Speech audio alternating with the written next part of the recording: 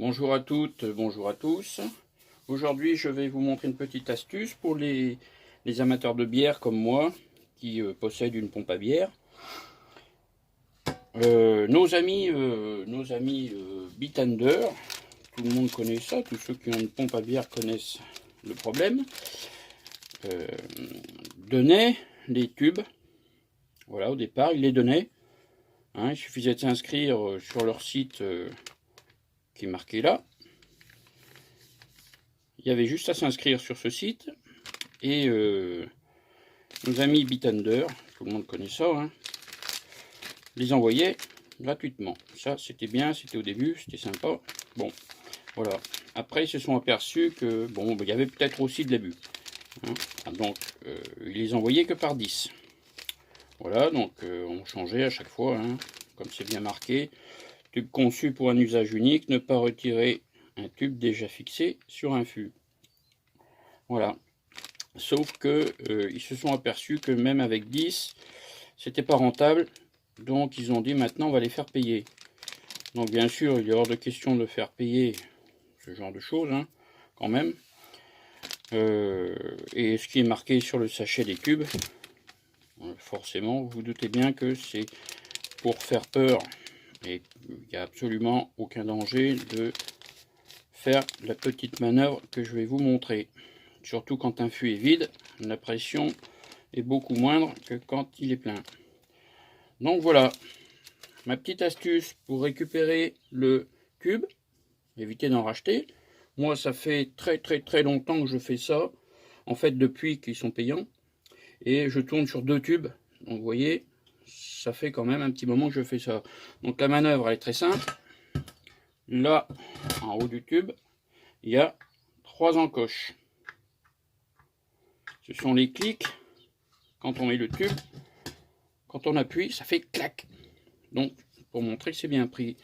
Donc, ce qu'il faut faire, c'est tout bête. Bon, moi, je prends un petit tournevis, mais vous pouvez prendre la pointe d'un couteau, une lame comme ça. C'est pareil, ça fait le même effet. Bien sûr, vous y allez doucement, il ne faut pas y aller comme un bœuf. Donc, vous écartez juste les clics, en fait. Un clic, 2 clics, et 3 clics. Et voilà, le tube est enlevé sans aucun problème.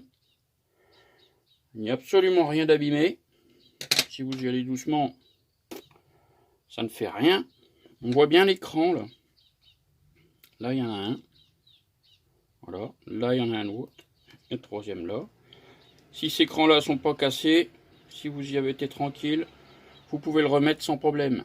Alors, à savoir que moi, je le nettoie, c'est tout bête. Je remplis mon fond d'évier d'eau chaude du robinet. Vous ne faites pas chauffer de l'eau dans la casserole parce que le petit tuyau là, il ne va pas aimer du tout. Donc l'eau chaude du robinet, ça suffit largement. Vous mettez ça à l'envers, ouvert. Donc je précise qu'il est ouvert quand on le pousse. Ça fait la manœuvre. Quand on manœuvre le manche, ça vient appuyer là, ça enfonce et ça ouvre. Et quand on relève, ça vient tirer et ça ferme. Donc vous l'ouvrez, vous le mettez à l'envers comme ça, avec une fourchette pour faire le poids au fond de l'évier, de l'eau bien chaude, du robinet, vous laissez ça 10 minutes, et je vous garantis qu'il ressort. Il n'y a plus le petit marron que vous avez certainement comme moi tout autour là. En fait le marron c'est du sucre, qui fait que ça colle, ça a l'air sale, ça a l'air bon, et en fait c'est que du sucre. Voilà, celui-là vous voyez il est nettoyé, celui-là il est passé à l'eau chaude, il n'y a absolument aucun problème. Et puis donc après, une fois que c'est nettoyé, un petit coup de soufflette dedans, si vous avez un coup de soufflette, vous le mettez, voilà, je vais vous montrer, tiens, comme ça, c'est fait.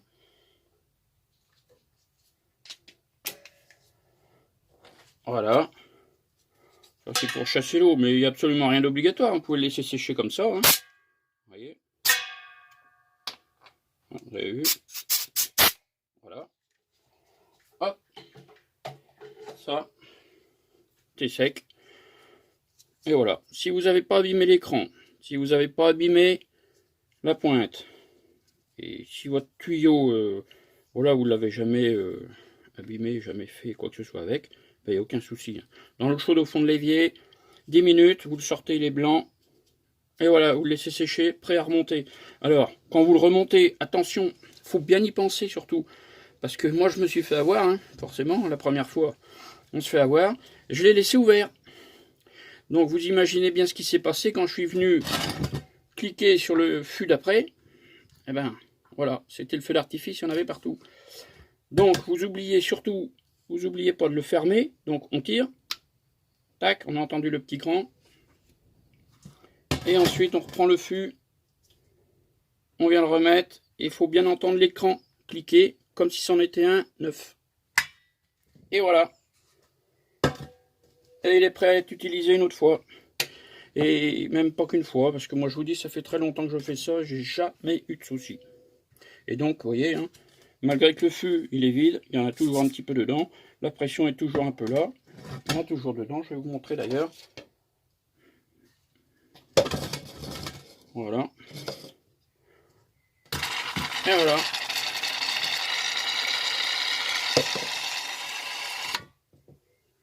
Et là, ça fuit pas. Et là,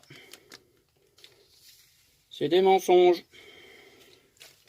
Voilà, vous avez économisé quelques euros que vous pourrez mettre ailleurs. Hein. Voilà. Merci d'avoir regardé. À bientôt pour une autre petite astuce.